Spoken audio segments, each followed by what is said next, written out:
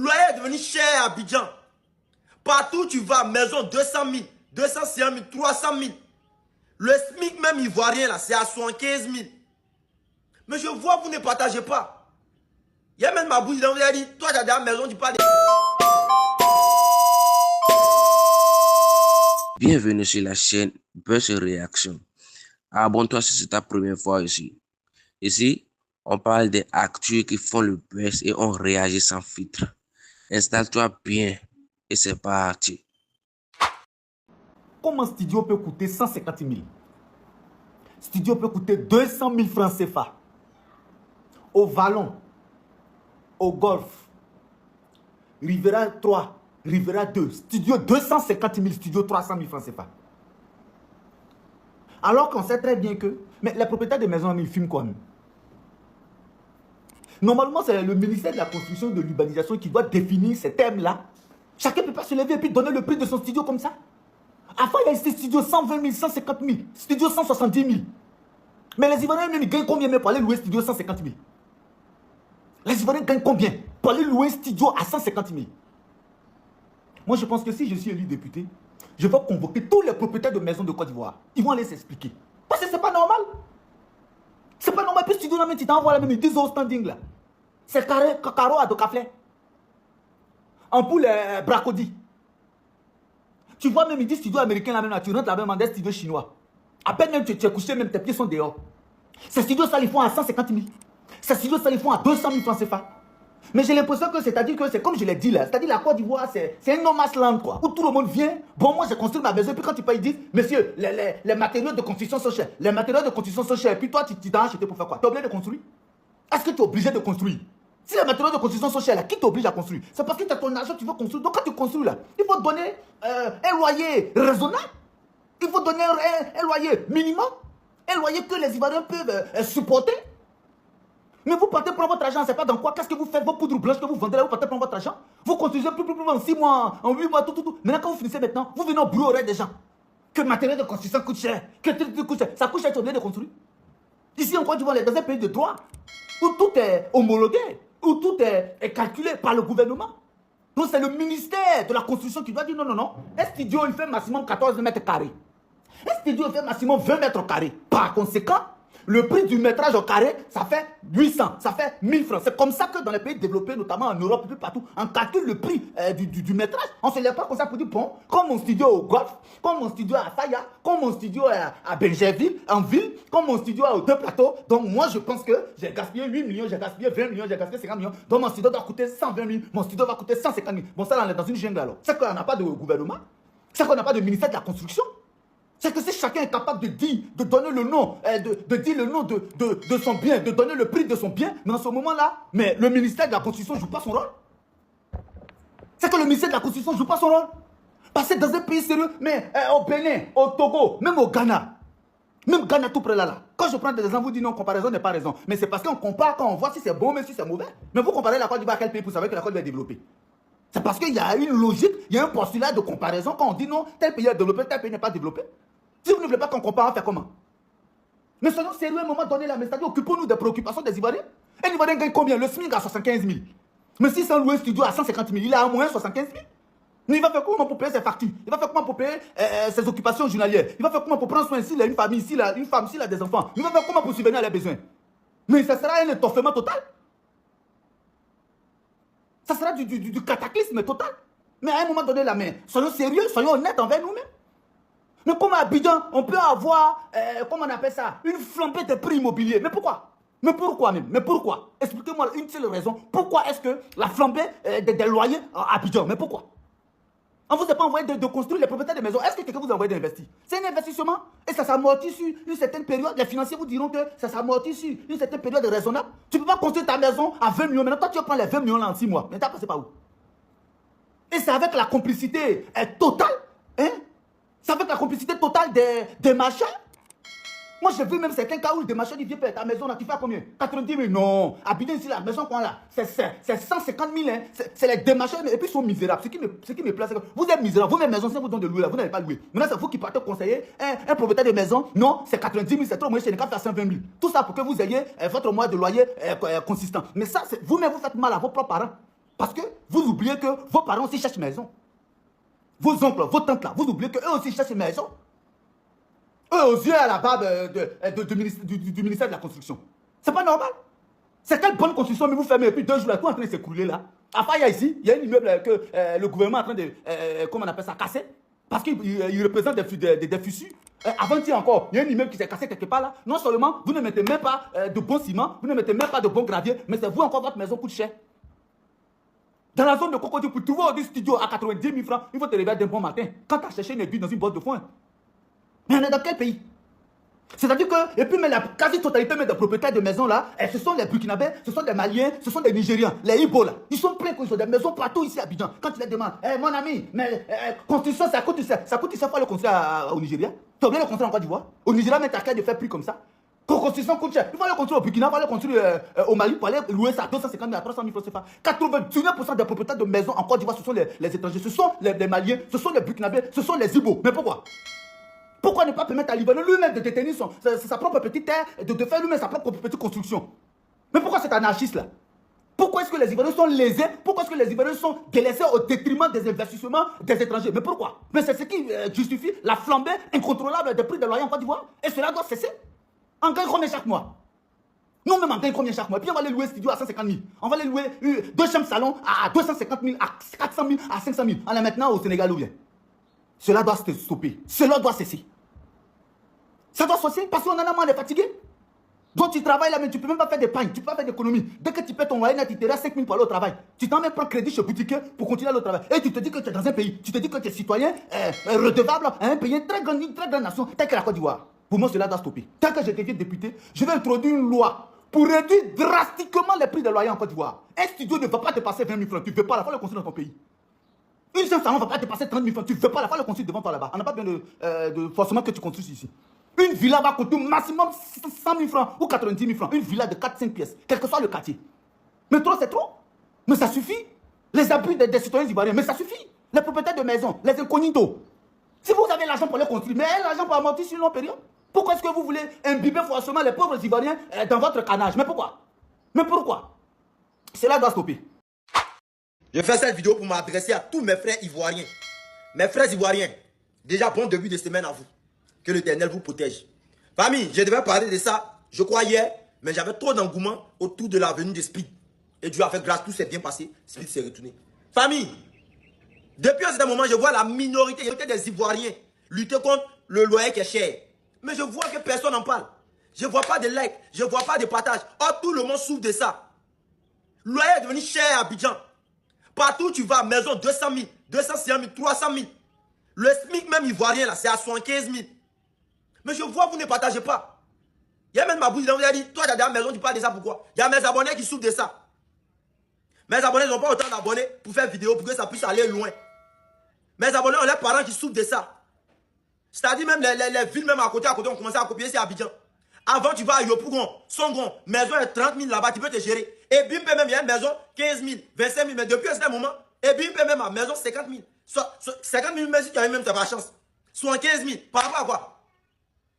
Ivoirien, tu es là, like la vidéo, partage, recommande, république. Commente jusqu'à ce que ça arrive ou ça doit arriver. Ils vont régler ces problèmes. Il y a quel souci? À cause du loyer cher, tout le monde déprime à Abidjan.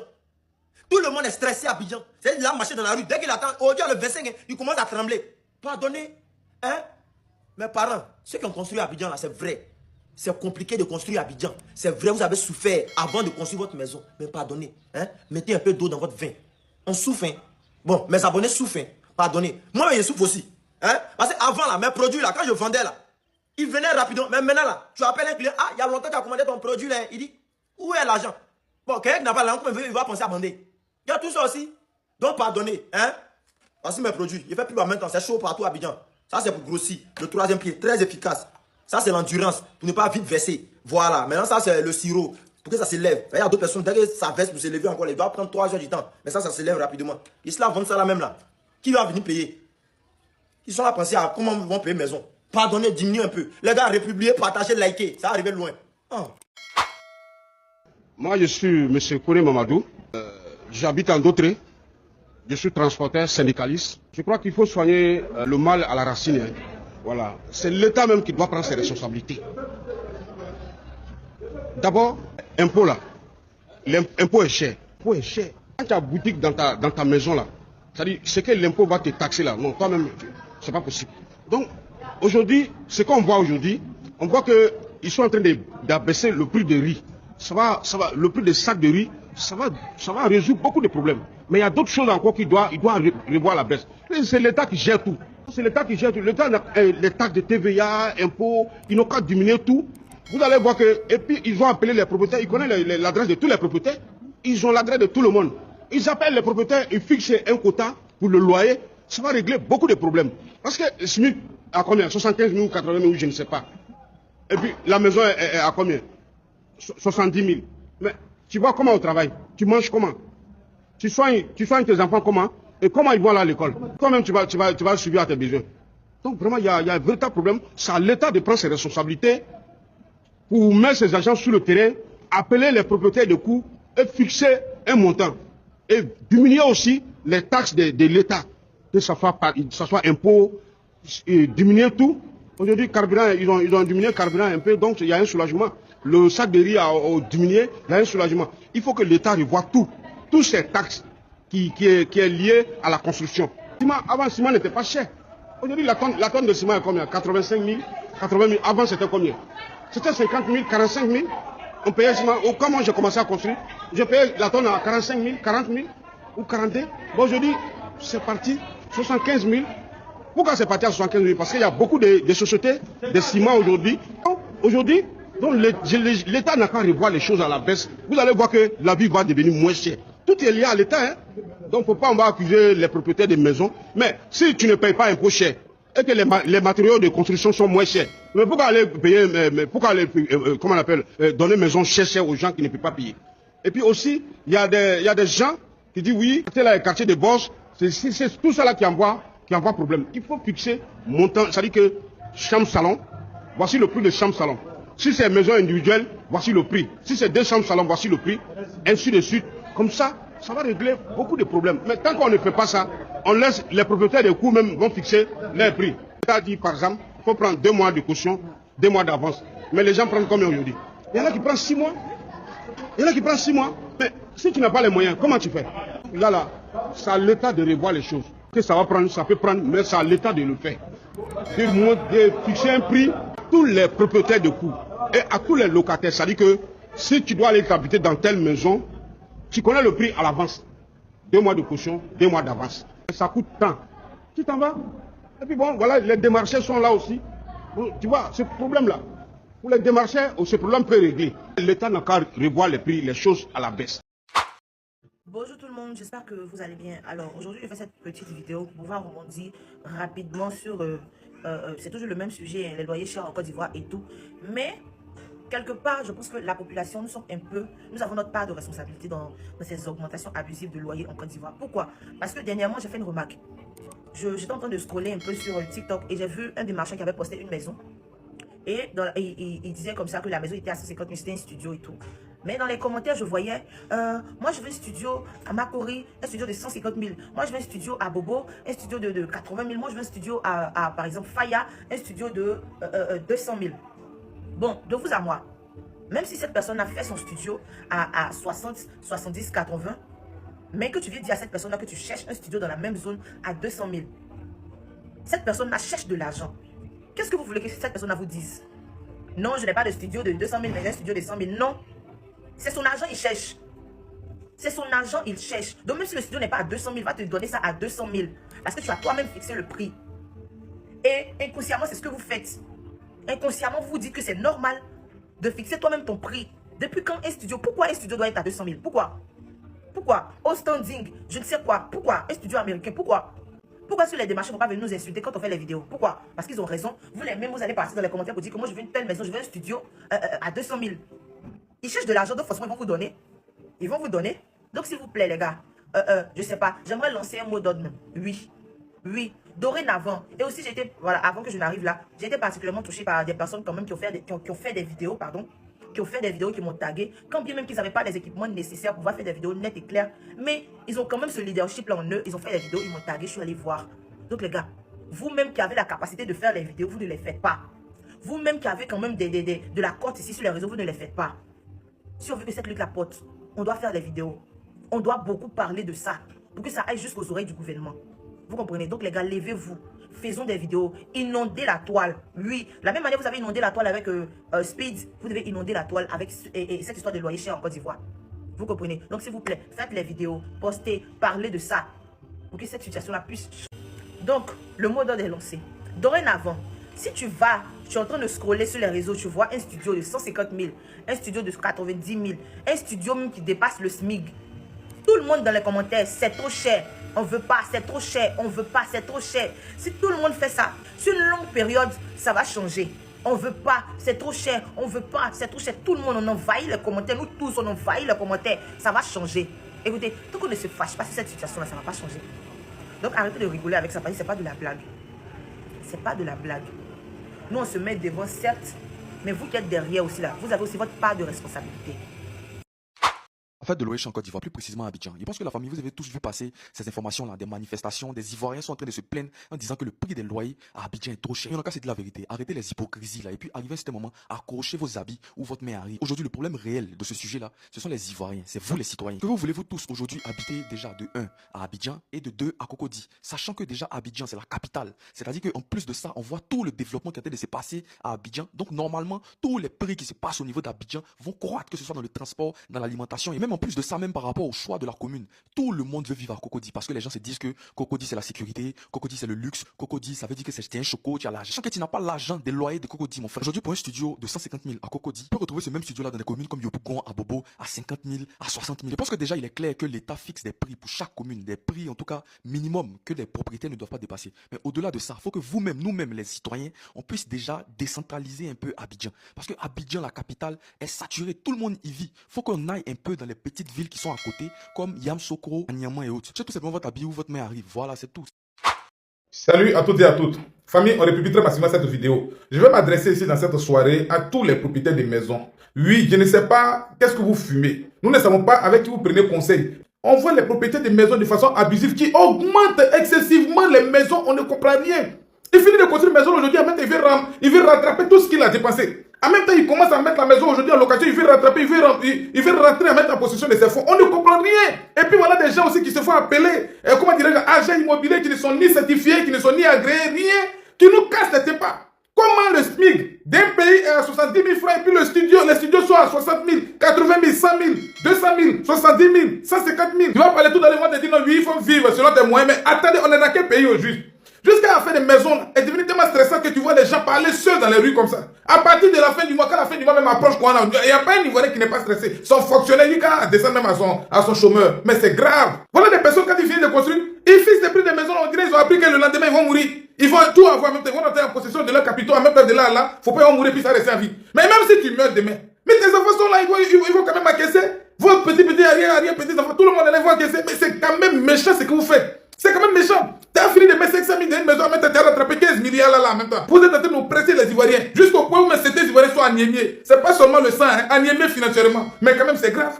Il faudrait que les autorités se saisissent de cette affaire. Et puis, n'importe qui ne doit pas devenir agent immobilier dans ce pays-là. Voilà, les démarcheurs qui ont des souliers penchés sur le côté. À partir d'aujourd'hui, les autorités doivent véritablement se pencher sur cette affaire. Ils doivent prendre les choses après le corps famille. Républions très massivement cette vidéo. Voilà, cette révolution, elle nous appartient à tous. Il n'y a pas histoire de partis politiques, il n'y a pas histoire de ceci, il n'y a pas histoire de cela. Voilà des personnes qui se lèvent, ils finissent de construire, puis c'est lui-même qui fixe le prix de la maison. Il serait mieux de laisser vos avis dans les commentaires. Républions très massivement la vidéo, hein. Ça a commencé. Affaire de loyer chez Abidjan, je me prononce. Alors, cette affaire de loyer chez Abidjan repose sur 2 points qui sont très importants. Et ces 2 points-là, justement, favorisent l'augmentation des loyers au niveau d'Abidjan. Et même, c'est partout dans le monde. Une fois que ces 2 points-là rentrent en jeu, vous verrez qu'il y a augmentation et ça risque de ne pas s'arrêter. Je vous explique. Le premier point, c'est l'évaluation des caractéristiques de la maison. Alors, quand je parle des caractéristiques d'une maison, je parle de sa superficie, c'est-à-dire soit la maison est grande, elle est moyenne, ou elle est petite. Quand on parle aussi des caractéristiques, on a le standing de la maison. Comment est-ce que la maison est haut standing, bas standing ou moyen standing.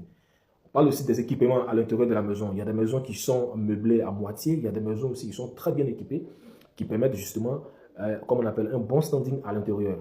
On a un troisième point aussi, qui est un autre point qui est les services qui sont complémentaires. au niveau d'un bâtiment. Lorsque vous louez un appartement dans un bâtiment, on a le gardiennage, on a le service de ramassage, on a un bon nombre de services justement qui permettent aux locataires justement de se sentir bien à l'aise dans le bâtiment. On a d'autres services aussi qui sont, comme on appelle, et on a aussi l'état de la maison. Soit c'est du neuf ou c'est des anciennes constructions. Donc ce premier point-là est très important. L'évaluation des caractéristiques de la maison. Donc si les caractéristiques respectent le standing et aussi, comme on appelle, la superficie, en même temps les services complémentaires et d'autres points que je viens de citer là, effectivement, il y aura augmentation. Le deuxième point qui est aussi le plus important, justement, qui favorise l'augmentation de loyer à Abidjan, est la localisation. Où est-ce que vous voulez loger? La localisation d'une maison, justement, va déterminer son prix.